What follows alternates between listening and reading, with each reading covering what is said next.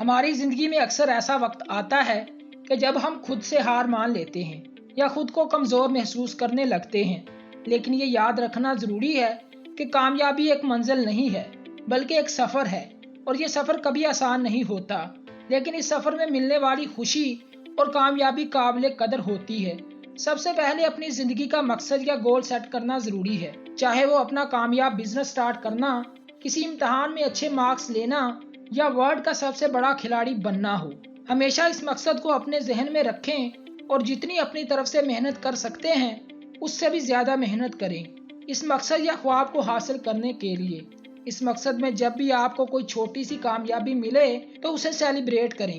اچھے لوگوں میں زیادہ وقت گزاریں جو آپ کو آپ کے مقصد میں سپورٹ کرتے ہیں۔ اس کے علاوہ آپ کے سامنے جو بھی کامیاب انسان ہے ان سے سیکھیں اور ان کے تجربات کو اپنی موٹیویشن کی وجہ بنائیں۔ اگر کسی سے کچھ معلومات چاہتے ہیں تو خاموشی سے سامنے والے کی بات سنیں۔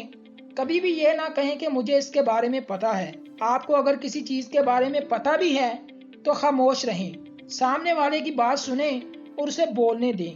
اس سے وہ آپ کو بہت سی ایسے باتیں بتا دے گا جو آپ کے مطلب کی ہوں گی، لیکن اگر آپ درمیان میں بولیں گے تو اسے کم بولنے کا موقع ملے گا جس کا نقصان آپ کو ہی ہوگا۔